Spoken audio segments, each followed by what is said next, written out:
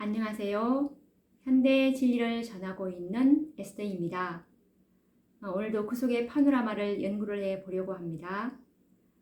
오늘의 연구 주제는 인류의 구원을 위한 하나님의 위대한 계획이라는 주제를 가지고 연구를 해 보도록 하겠습니다. 그 속에 경륜이라는 말씀을 많이 들었을 것입니다. 지난 시간에 우리가 이제 아담이 범죄를 함으로 하나님께서 한 마리의 그 어린 양을 죽여서 아담에게 가죽옷을 입혀주시는, 그래서 이 아담은 예수님을 믿음으로 말미암아 의롭다함으로 구원을 받을 것이라는 그에 관련된 그 말씀까지 우리가 지금 했는데, 오늘은 하늘에서 있었던 그 예수님과 이 사단과의 율법 전쟁이 이제 그 예수님의 그 승리로 끝나지 않았습니까? 그래서 이제 그 사단은 하늘에서 있을 곳을 이제 더 이상 찾지 못하고 그렇게 해서 이제 이 땅으로 쫓겨나게 되었잖아요. 그래서 이제 이 땅에 내려와서 이제 아담을 죄짓게 함으로 이제 이 땅의 통치권을 찬탈했습니다. 왜냐하면 진자는 이긴 자의 종이 되기 때문에 이 지구의 통치권은, 아담에게 주어졌던 통치권은 아담이 사단에게 굴복함으로 인해서 이제 사단이 이 지구의 통치권을 가지게 된 것이었습니다. 그렇게 해서 이제 이 인간 대리자들을 이용해서 이제 하나님을 대적하면서 이 땅을 사단은 영원히 자신의 왕국으로 삼을 계획을 하였습니다. 그런데 이제 하나님께서는 때가 차서 그 아들을 보내어 그 아담이 잃어버렸던 그 이 땅의 통치권을 돌려받기 위해서 하나님의 아들을 보내실 계획이셨습니다. 이제 예수님은 신성의 능력과 특권을 버리시고 인성을 취하셔서 이 땅에 오실 것이었습니다. 아담의 범죄로 말미암아 훼손된 그 하나님의 율법을 완전하게 회복하기 위해서 예수님께서는 오셔야 했고, 또한 죄 중에 빠진 인류를 구원하시기 위해서 그분은 죽으셔야만 했던 것입니다. 사단은 하나님의 아들이 육신을 취하시고 이 땅에 오신다는 사실로 기뻐하였습니다. 왜냐하면 죄 없는 인성을 가졌던 그 아담을 사단은 너무도 쉽게 굴복시켰던 그의 경험을 통해서, 만약 예수님께서 죄 있는 인성을 취하시고 이 땅에 오신다면 사단은 쉽게 예수님을 굴복시킬 수 있으리라고 생각했던 것입니다. 이와 관련된 증언의 말씀이 초기 문집 157페이지에 있는데 읽어보도록 하겠습니다.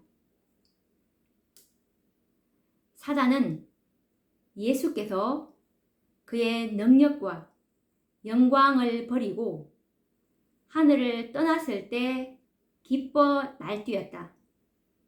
그때 그는 하나님의 아들을 마음대로 할 수 있으리라고 생각하였다. 에덴에서 두 부부를 너무도 쉽게 유혹했던 경험이 있으므로 하나님의 아들도 그의 악랄한 수법으로 넘어뜨려서 자기 생명을 보존하고 그의 왕국을 차지하게 되기를 바랐던 것이다. 사단이 이렇게 생각을 했습니다. 에덴에서 아담과 하와를 자기가 너무나 쉽게 유혹했던 경험이 있기 때문에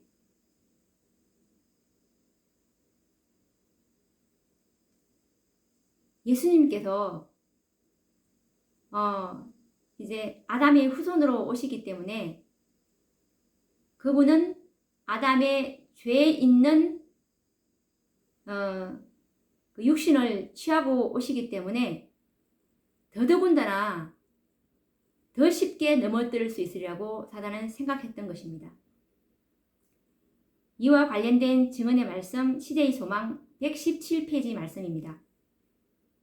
사단은 하나님의 율법은 불공평하고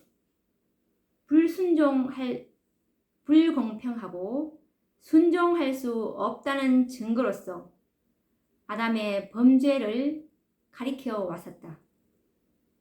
그리스도께서는 우리와 같은 인성으로 아담의 실패를 만회하실 것이었다. 예수님께서는 우리와 꼭 같은 인성으로 아담의 실패를 만회하실 계획이셨던 것입니다. 그러면 왜 예수님께서는 신성을 버리시고 육신이 되어셔야만 하셨을까요? 사단은 아담의 범죄를 하나님의 율법은 순종할 수 없는 증거라고 제시했습니다. 이제 예수님께서는 이 땅에 오셔서 하나님의 율법은 순종할 수 있는 율법이라는 사실을 증거해야 했기 때문에 예수님께서는 이 땅에 인성으로 오셔야 했던 것입니다. 그러므로 이제 그분께서 신성으로 오셔서 율법을 지키신다면 그것이 증거가 될까요? 그것은 결코 완전한 증거가 될 수 없을 것입니다. 그분은 반드시 우리처럼 인생들과 같이 되셔서 하나님의 율법을 온전히 순종할 때만 완전한 증거가 될 것이었습니다. 그래서 이제 예수님께서는 때가 참에 여자에게서 나시었던 것입니다.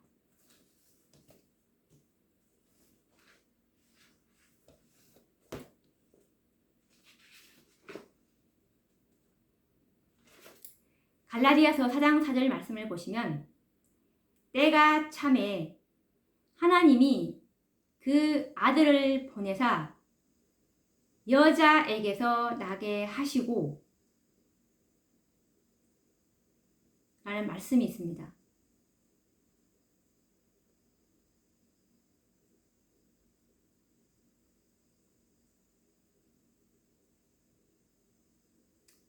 왜 예수님은 남자의 후손이 아닌 여자의 후손으로 오셔야 할까요? 하나님께서는 최초에 사람을 만들 때 하나님의 형상으로 사람을 만들었습니다. 이제 나중에 아담을 통해서 여자를 나게 하셨듯이 이 고린도서 11장 8절에 보시면 여자는 남자에게서 태어났다는 말이 있지 않습니까? 고린도서 11장 8절을 한번 찾아서 읽어보도록 하겠습니다. 남자가 여자에게서 난 것이 아니요 여자가 남자에게서 났으니 그래서 이제 하와는 아담에게서 났습니다. 그 이후에 모든 사람이 이제 여자로부터 이제 태어나게 되었죠. 아담은 태초에 이제 하나님께서 만드셨고, 정말 아담은 이제 특별한 사람이었습니다. 근데 하와는 사람인 아담에게서 나서 정말 이 오리지널 그 사람은 하와라고 볼 수 있는데요. 왜냐하면 하나님이 아담을 직접 창조하셨지만 하와는 사람인 아담에 의해서 이제 존재하게 되었지 않았습니까? 그래서 정말 진짜 인간은 아담이라기보다는 하와라고 봐야 합니다. 그래서 여자의 후손이라는 뜻은 진짜 인간이라는 그 의미라고 볼 수 있습니다. 그래서 이제 여자야말로 진실로 사람이고, 예수님이 여자의 후손으로 이제 태어나게 되면서 정말 예수님은 정말 사람 중에 사람이다. 그래서 이제 예수님의 인성은 정말 의심할 여지가 없다는 정말 그 죄의 근원에서 시작한다는 그 하나님의 정말 그 뜻을 우리가 알 수 있지 않습니까? 아담보다 하와가 먼저 죄를 지었기 때문에 그래서 여자의 후손이라고 이렇게 볼 수가 있습니다. 예수님이 죄를 없이 하기 위해서 이 땅에 오셨듯이 죄의 시작은 여자에게서 시작되었기 때문에 조금 전에 말씀드린 것처럼 예수님은 정말 죄가 시작된 근원에서 시작하시겠다는 그 각오를 우리가 볼 수가 있습니다. 그래서 예수님은 죄를 없애기 위해서 죄의 근원에 들어가셨다는 것을 볼 수가 있습니다.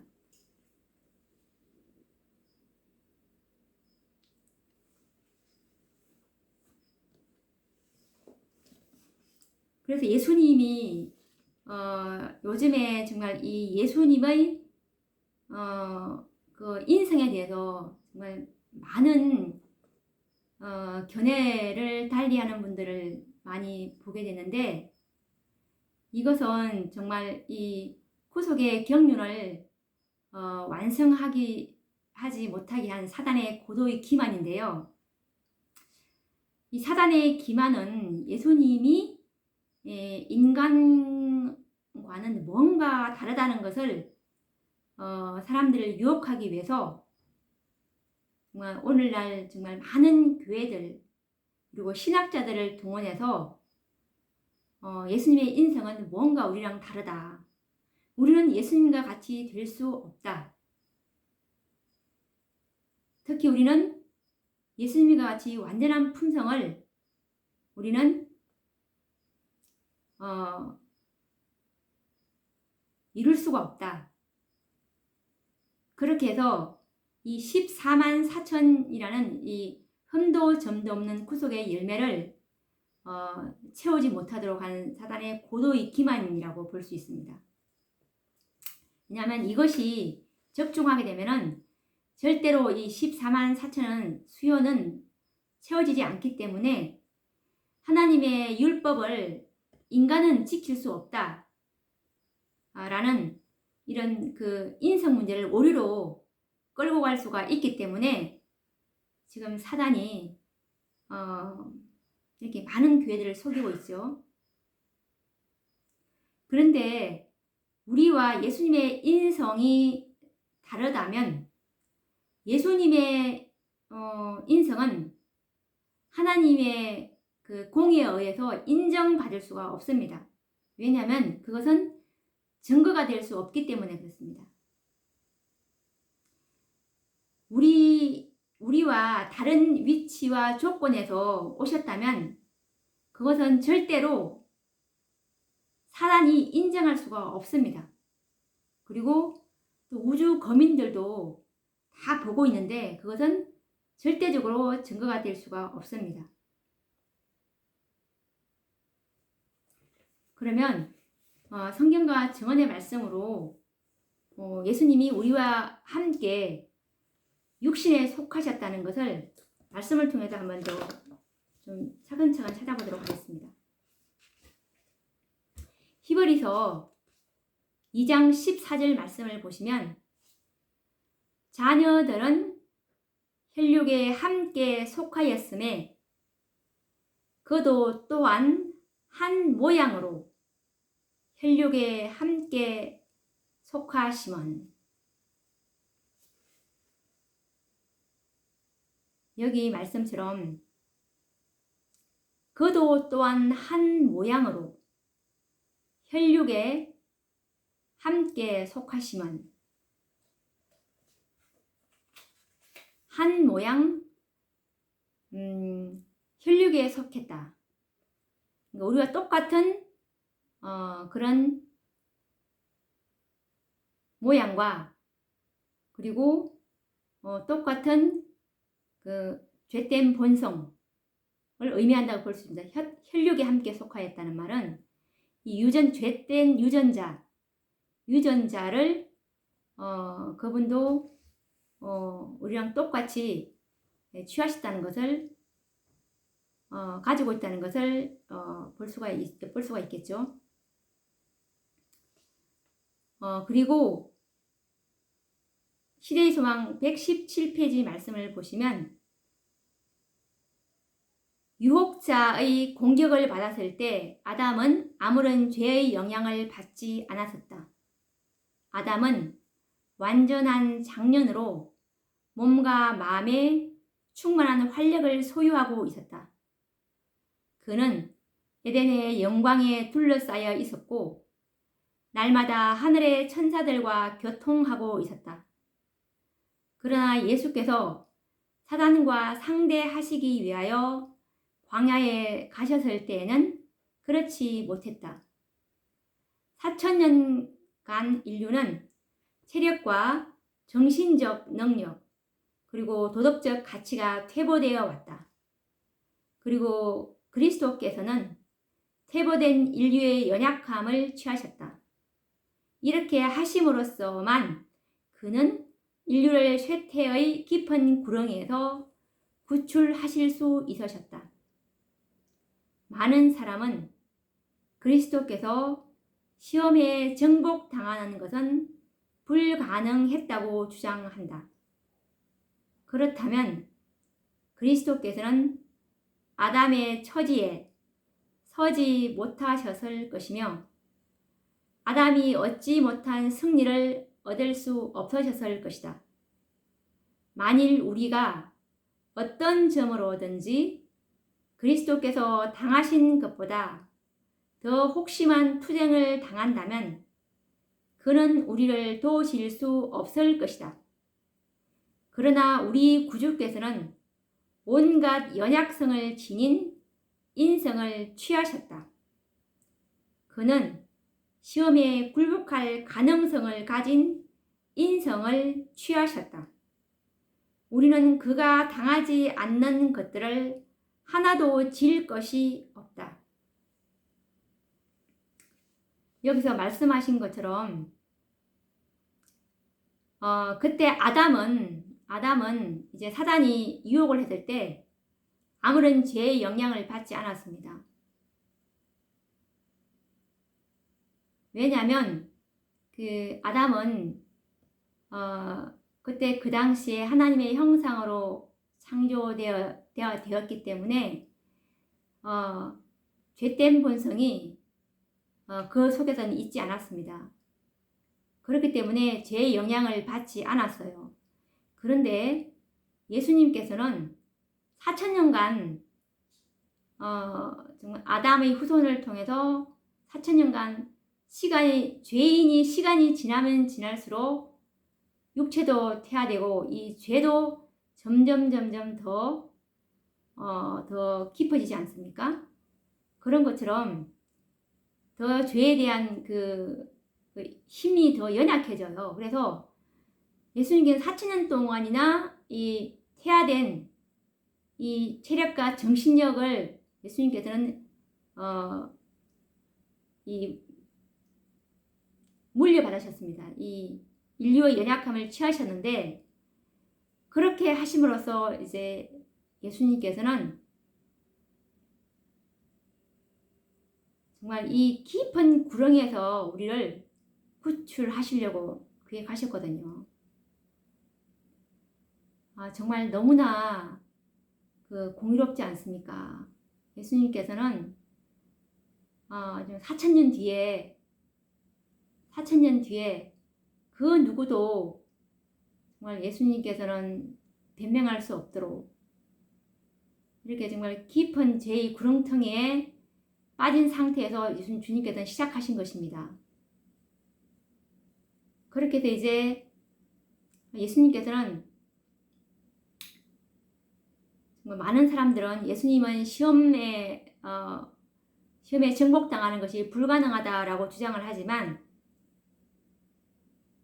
그렇다면 예수님께서는 아담의 처지에 서지 못하셨을 것입니다. 그래서 아담이 얻지 못한 승리도 얻을 수가 없었을 것입니다.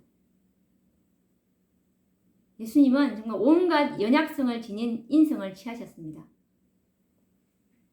이 온갖 연약성을 지닌 이 인성은 배고픔, 슬픔 이런 것 뿐만이 아니라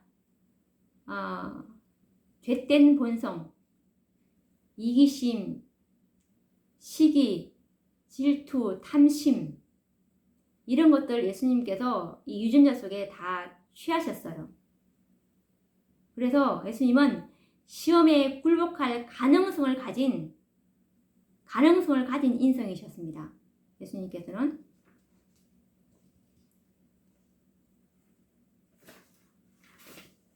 그래서 우리 주님께서는 이 아담보다도 훨씬 불리한 입장을 취하시어 이 땅에 오시게 되었던 것입니다. 그래서 예수님께서는 아담이 실패했던 그 점을 만회하시기 위해서 오신 것이고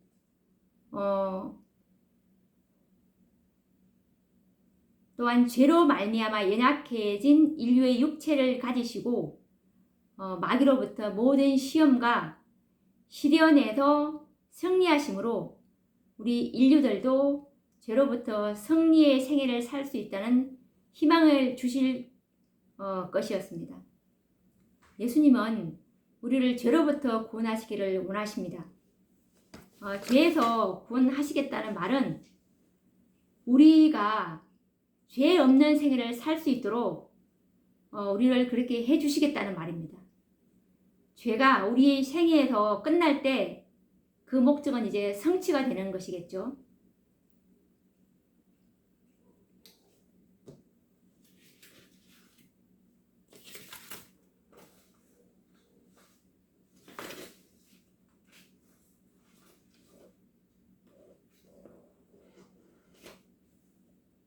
죄는 우리가 이 죄에 대한 이 개념을 조금 잡고 가야 될 것 같습니다.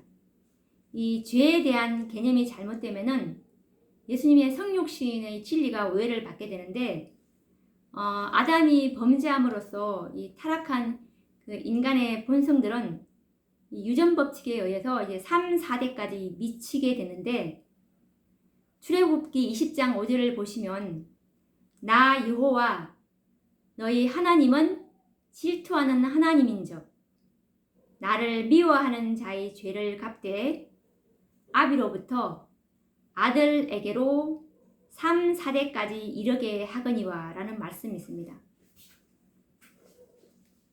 그리고 또 성경은 로마서 5장 12절 말씀에 보시면 이러므로 한 사람으로 말미암아 죄가 세상에 들어오고 라고 말을 하는데 본인의 의지와는 상관없이 정말 모든 인생들은 타락한 그 본성을 가지고 태어나게 됩니다.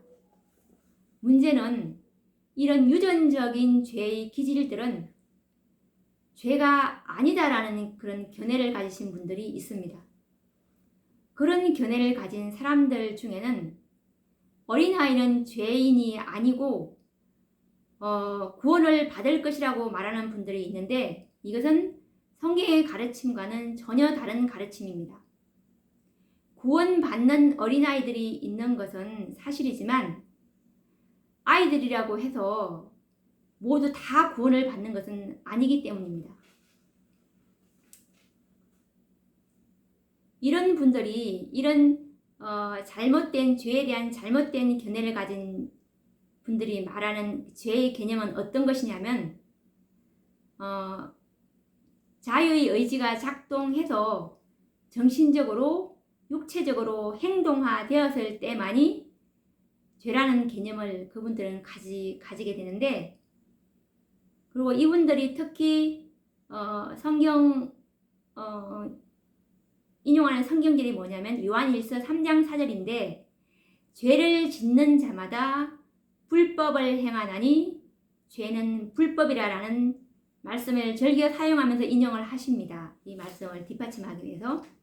그런데 이 말씀을 좀 더 깊이 연구를 해보면 불법만이 죄가 아니라는 사실을 우리는 알게 됩니다.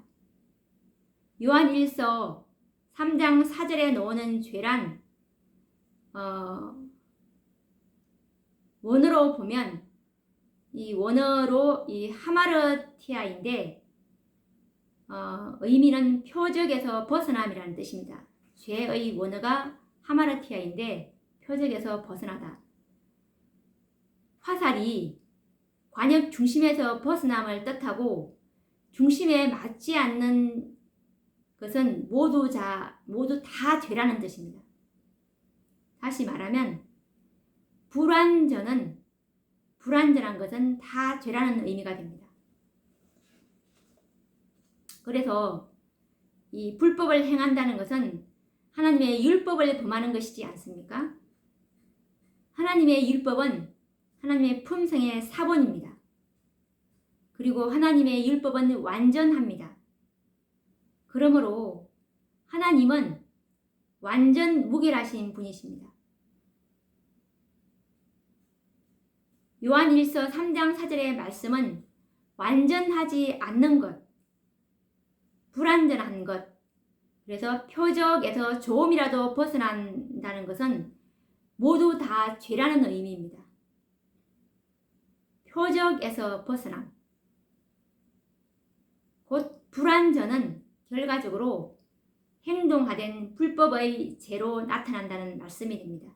그래서 불완전함은 궁극적으로 범죄 행위로 연결된다는 의미가 되겠죠. 우리는 아담의 범죄로 인해서 모두 불완전한 상태로 태어나게 되었습니다. 하나님 앞에서는 이것 역시 죄가 되는 것입니다.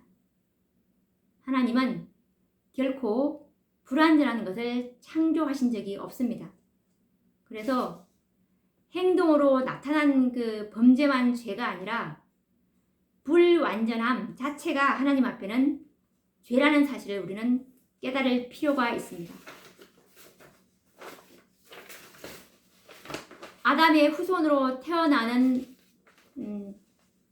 모든 자들은 모두 다 하나님 앞에 죄인, 즉 불완전으로 태어나게 되는 셈입니다. 그러므로 특별하게 그리스도의 은총을 입지 못한다면 어린아이라 할지라도 구원을 받지 못하는 것은 그 어린아이 역시 죄인이기 때문입니다. 이것이 사도 바울이 가르치는 죄의 개념이고 성경이 말씀하는 진리입니다. 실물교훈 330페이지 말씀해 보시면 우리는 품성의 불완전함이 죄가 된다는 것을 알 필요가 있다라는 이 증언의 말씀도 이와 같은 사실을 뒷받침하고 있지 않습니까? 만약에 유전으로 물려받은 타락한 본성은 죄가 아니라는 개념을 가진다면 그리스도의 성육신을 올바르게 이해한다는 것은 어렵습니다.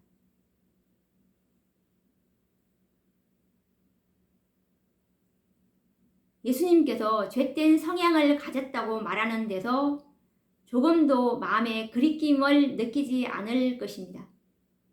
왜냐하면 죄된 성향, 욕망, 욕구는 행동으로 나타나지 않는다면 죄가 아니라고 그분들은 믿고 있기 때문입니다. 그러므로 그분들은 예수님에게도 죄된 성향, 욕망, 욕구가 있었지만 행동화된 죄를 짓지 않으셨고 죄 없는 모범의 생애를 사셨다는 설명을 자주 듣게 됩니다.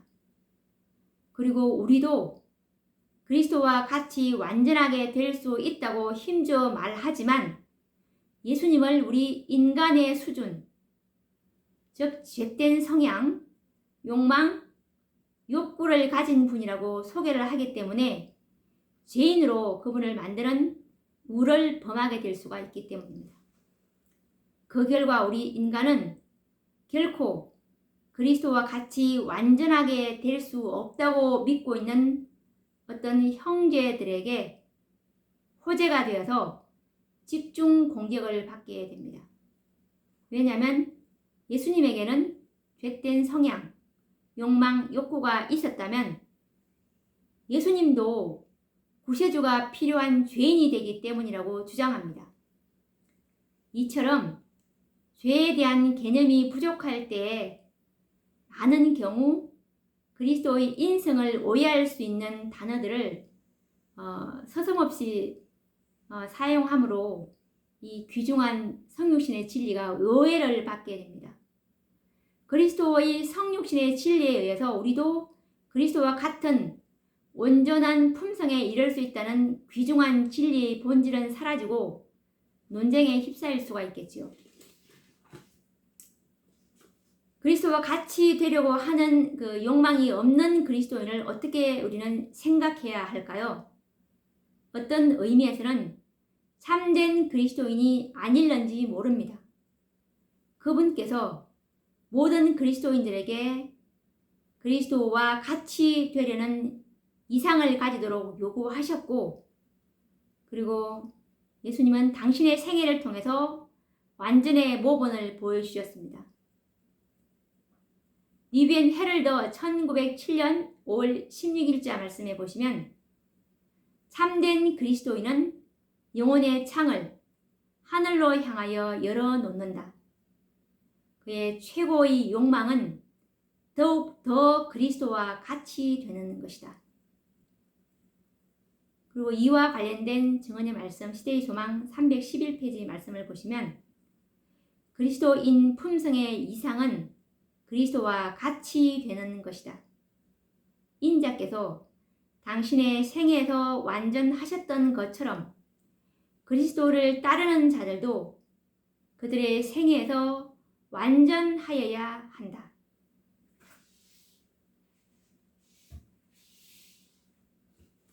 우리의 목표는 완전입니다. 태초부터 사람은 율법을 지킬 수 없기에 용서받는 일은 불가능하며 이 불완전한 인간이 하늘에 가는 것은 정말 부당하다고 끊임없이 참소해 왔습니다. 이와 관련된 증언의 말씀이 시대의 소망 761페이지에 있는데 읽어보도록 하겠습니다. 대쟁토의 초기에 사단은 하나님의 율법은 순종할 수 없으며 사람은 율법을 순종할 수 없으므로 용서받을 수 없음이 입증되었다고 그는 선언하였다. 이렇게 해서 이제 사단의 참소를 잠재우기 위해서 예수님께서는 죄 있는 인성으로 오셔서 죄 짓지 않는 완전한 품성을 개발하셔야만 하였습니다. 왜냐하면 우리 인생들은 율법을 지킬 수 없었기 때문입니다. 이렇게 해서 예수님께서 이제 인간으로 오셔야 했던 이유가 히브리서 2장 17절에 보시면 이것이 저가 범사의 형제들과 같이 되심이 마땅한 이유입니다.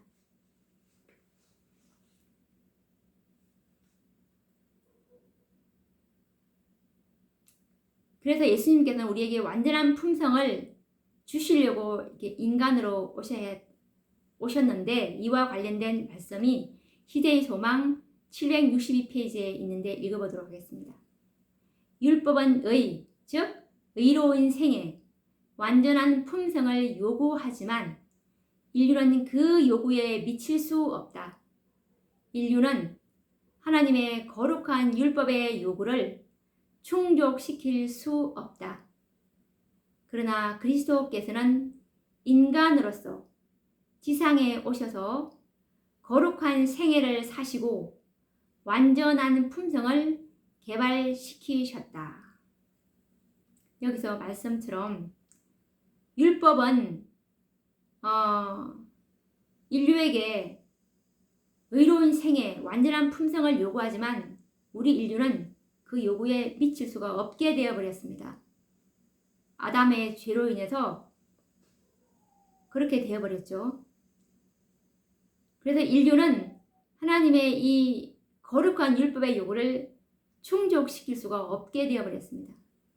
그런데 예수님께서 인간으로 오셔서 거룩한 생애를 사시고 이 완전한 품성을 개발시키셨던 것입니다.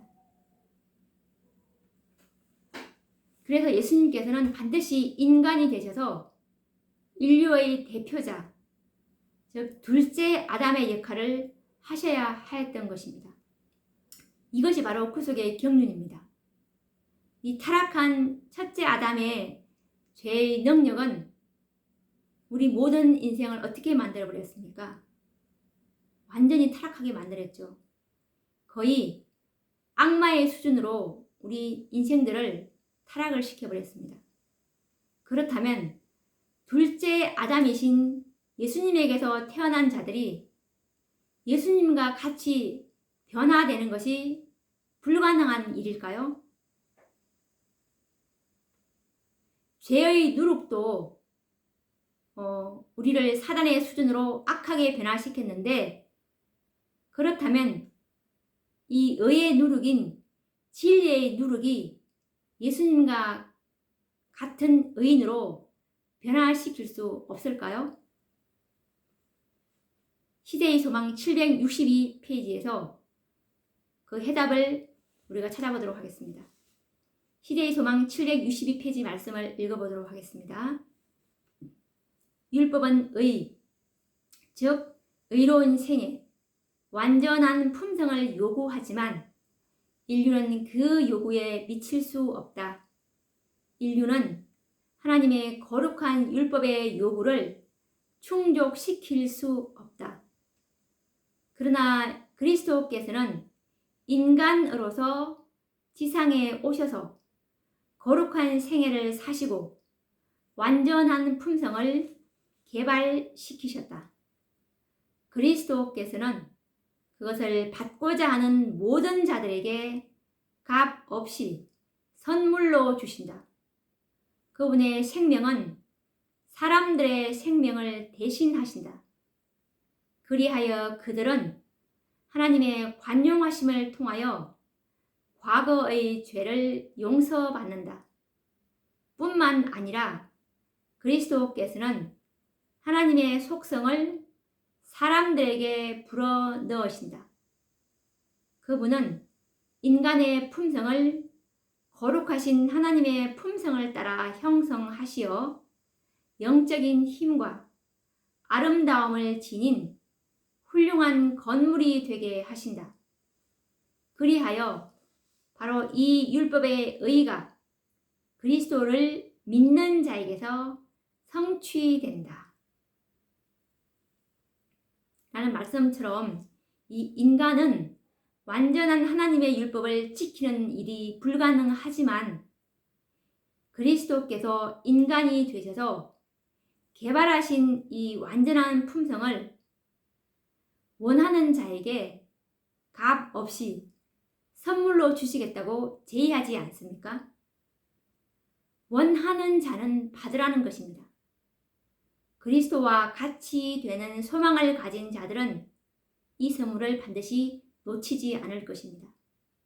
만약 이 선물을 믿음으로 받는다면 그분께서는 하나님의 속성을 불어 넣으시고 하나님의 품성을 형성하시어 이 율법의 요구인 완전을 이루어지게 하시겠다는 복음입니다. 예수님께서 이런 엄청난 선물을 준비하시기 위해서 죄 있는 육신을 쓰시고 이 땅에 오셔서 완전한 품성을 개발하셨습니다.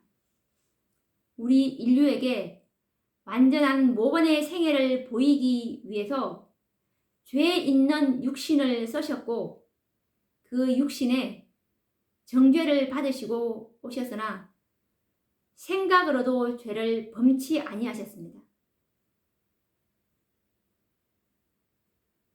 너희도 그렇게 할 수 있다고 하신 것은 우리들도 그렇게 변화시키는 것이 바로 복음의 목적임을 우리는 깨닫게 됩니다.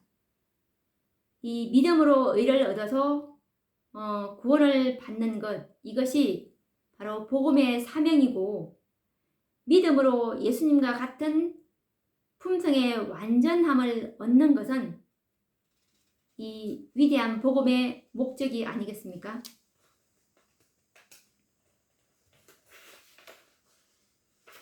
이것으로서 사단의 참소는 이제 완전히 끝이 나게 될 것입니다. 사람도 하나님의 계명을 순종할 수 있고 완전한 품성의 소유자가 될 수 있다는 사실이 증명되었기 때문입니다. 정말 예수님은 우리와 똑같은 인성을 취하셨지만 예수님은 생각으로라도 시험에 굴복하지 않으셨습니다. 우리도 그렇게 할 수 있습니다. 시대의 소망 123페이지 말씀이 이와 관련된 말씀인데 읽어보도록 하겠습니다. 그는 죄를 짓기로 동의하지 않으셨다. 그는 생각으로라도 시험에 굴복하지 않으셨다. 우리도 그렇게 할 수 있다. 그리스도의 인성은 신성과 연합되었다.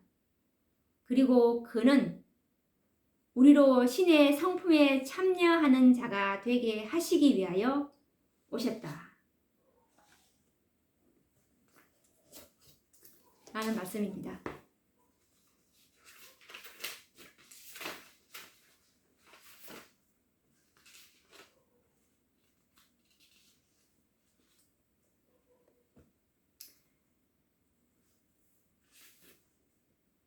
예수님은 우리 인성을 취했다고 했는데 이 취한다는 의미는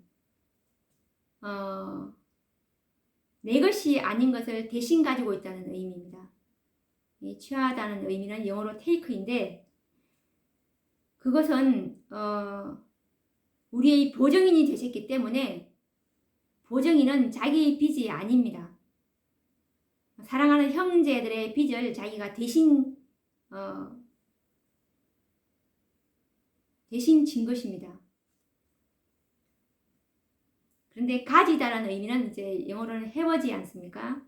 이것은 자기가 직접 경험해서 죄된 지식을 가졌다고 표현을 하는데 예수님은 죄된 본성을 취한 것이지 가진 것이 아니라는 것을 우리가 구분할 필요가 있습니다.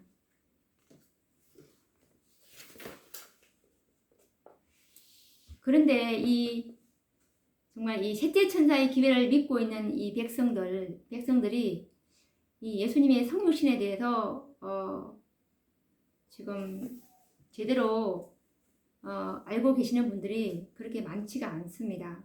그래서 이분들은 어떻게 지금 정리를 하고 계시냐면은 예수님께서는 우리 인간의 연약함, 육체와 관련된 그런 배고픔, 병약함, 아픔, 슬픔, 사망은 취했지만 타락한 인간의 본성, 아까 말씀드린 것처럼 악한 성질, 이런 것, 이기심, 탐심, 욕망 이런 거 있지 않습니까? 시기, 질투, 이런 것이 전혀 없는 그런 육체로 오셨다고 주장을 하는데, 결론적으로 예수님께서 그분들이 말씀하신 것은 예수님께서 취하신 인생에는 죄가 없었다라고 이렇게 결론을 내리고 있습니다. 그런데 증언의 말씀에는 타락한 우리의 본성을 취하셨다라는 이런 말씀을 하고 계시는데, 그분들은 조금 전에 말씀하신 것처럼 연약한 육체와 관련된 이런 연약성, 배고픔, 아픔, 슬픔, 사망, 이런 거에만 이렇게 국한시키고 있는 것을 볼 때 이렇게 그분들이 잘못 해석하고 있지 않나라는 생각을 하게 되었습니다.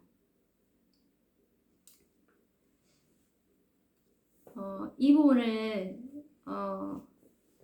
조금 더 좀 많이 다뤄야 될 것 같아요. 많은 분들이 많이 하셨지만 이번 기회에 정말 확실하게 확고하게 다져 놓는 계기가 되기를 정말 바랍니다. 이것이 정리가 안 되면 이 구속의 경륜 자체가 이게 와해되어 버립니다. 그래서 이 그리스도의 성육신 문제는 정말 구속의 경륜의 토대라고 저는 생각이 들거든요. 그래서 이거에 대한 정확한 개념이 있어야 나도 예수님과 같은 생애를 살 수가 있다라는 14만 4천에 대한 견해가 똑바로 정립이 됩니다. 그래서 이거는 정말 확실히 해놓을 필요가 있는 것 같아요. 사도 바울은 로마서 8장 3절에 보시면 율법이 육신으로 말미암아 연약하여 할 수 없는 그것을 하나님은 하시나니 곧 죄를 인하여 자기 아들을 죄 있는 육신의 모양으로 보내어 육신의 죄를 정하사 라고 말씀을 하셨습니다. 자기 아들을 죄 있는 육신의 모양으로 보내어 육신의 죄를 정하사. 성경은 자기 아들을 죄 있는 육신의 죄를 정하신 채로 이 땅에 보내셨다고 말하고 있기 때문입니다. 죄가 없는 육신이 아니고 분명 죄가 있는 육신이라고 말씀하셨습니다. 이 선지자 화이트 여사께서도 다음과 같이 말씀을 하셨는데 1898년 6월 9일자 사인제에도 보시면 이렇게 말씀하고 계시는데 읽어보도록 하겠습니다. 그리스도가 타락한 상태 가운데 있는 인간의 본성을 입으셨을 때 그는 죄에 조금도 참여하지 않으셨다. 다시 한번 읽어보도록 하겠습니다. 그리스도가 타락한 상태 가운데 있는 인간의 본성을 입으셨을 때 그는 죄에 조금도 참여하지 않으셨다. 이 말씀은 죄로 기울는 성향도 없을 뿐더러 반드시 또 죄를 짓지 않아 불법으로도 죄를 짓지 않는 것뿐만 아니라 죄를 지으려고 하는 그런 경향도 없었다는 것입니다. 죄를 짓기로 동의하지 않으셨다는 그 말씀도 포함할 수 있습니다.